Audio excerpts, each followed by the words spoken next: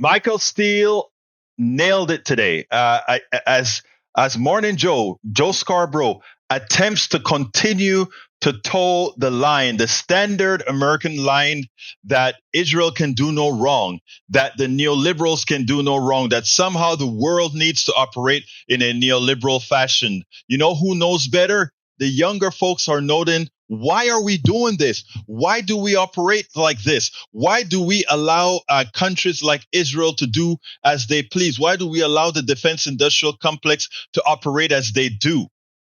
Right? And Michael Steele laid it out. And with a whole lot of pushback from Morning Joe, he makes a lot of sense. A lot of sense as far as, look, it's a different world. And while they've been dogging, let's say, the TikTok and claiming that a lot of kids are getting a lot of history without context, well, I tell you what, let's go ahead and play this, and then we'll take it on the other side. Progressive Democrats who would say to me, why are we spending $40 billion in Ukraine when we should be trying to help people here back at home? And you could hear that out on the campaign trail. I think one of the interesting things about Israel, and I was mentioning it earlier in the program, the Gallup polling from earlier this year, much before October the 7th, that did show that Democrats had switched their support for the first time ever for more support for Palestinians than for Israelis.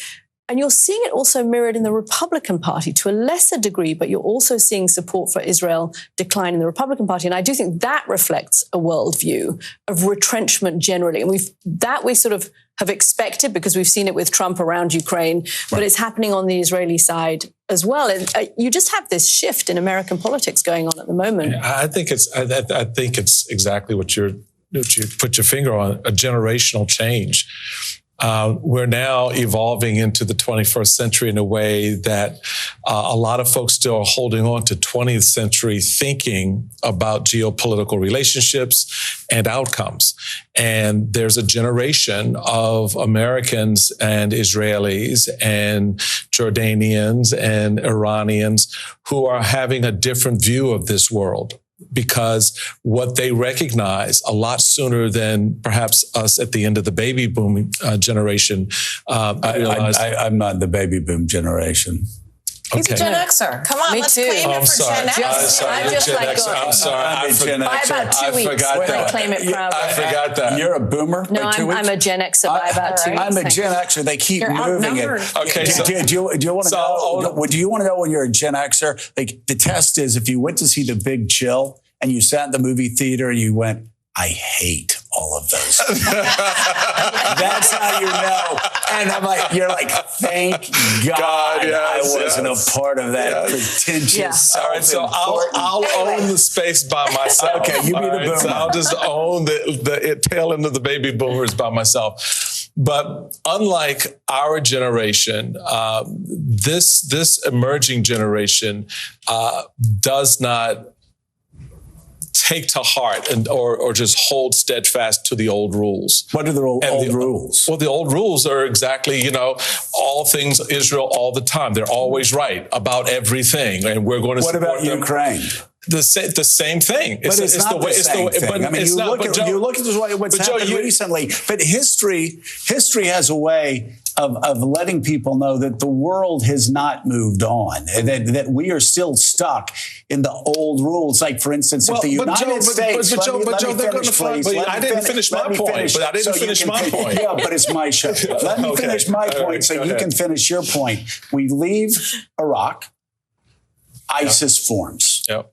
We have to go back to Iraq, and it's even uglier. We leave Afghanistan, all hell breaks loose. Those old rules happen. We leave, we stop supporting Ukraine, hell breaks loose there, then it happens in Taiwan. The old rules are the new rules. Okay, man. So you made a point there, but what I'm telling you is that's not a point that's accepted by the folks who stood up at the DNC. It's not a point that's accepted by the Israelis necessarily on the ground in Israel right now. I get what you're saying. I'm not disagreeing with your point. I'm putting on the table what's out there that's happening real time and why it somewhat explains the attitudes that you're seeing popping up in polls. Now, you may not like it. generationally speaking, but you have to understand how they're looking at the world. They're not looking at the world the way you did, and they're not seeing the outcomes the way you want to.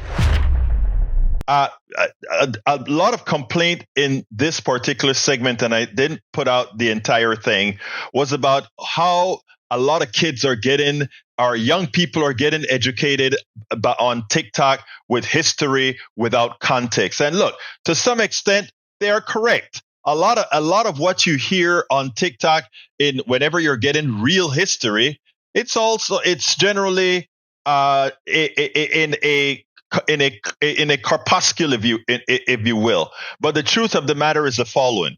There is much to learn by many educators who decided to use TikTok as their platform.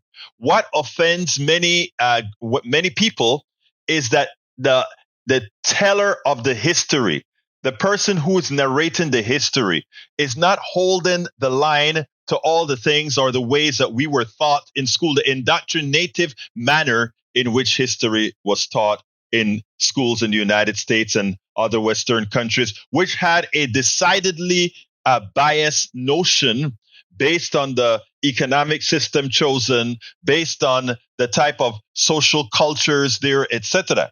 What we have on TikTok is others expressing themselves with the same fact-based historical occurrences. In other words, where we learn glory, glory, hallelujah, George Washington was all good, the founding fathers were all good. History being told on TikTok points out a much more detailed, a much more nuanced version of our creation. We attack other countries for look how they treat their citizenry. And on TikTok, you'd get, look how they treat their citizenry, but look at how we treat our own. Look at the types of genocides that we've effected during our formation and thereafter. Let's remember the Trail of Tears. Let's remember slavery. Let's remember all these things. Let's remember breaking of contracts in Black Rock and other places where we criticize others without looking at the full history. So what many have been talking about and why Michael Steele nails it. History is fact-based, but is interpretive many a times. And what we find is free-form platforms allow that story to be told. It is up to you to decide if you're going to go in depth with the proper context, something that I make sure to do whenever I learn something on TikTok. But please don't knock the platform that's given raw historical data that can always be looked up. Again, the young people that are making a lot of these great historical videos, etc., are doing a service to us all so that we don't remain in our lane where we fool ourselves into a history that never really was, but one that we want to bend to conform to some false reality. We spend a lot of time deconstructing the news, trying to parse it into a form that everybody can understand. We try to find those little nitpicks where it flies above the fray, etc. If you really like these videos that we do, I want to ask a big favor. Please go ahead. Number one, subscribe to our channel. And number two, please join if you can. Thank you so kindly for watching. Keep watching. Please remember to share. We must populate the entire internet with our progressive message, a message that we know is what most Americans say that they want. So help us, please join.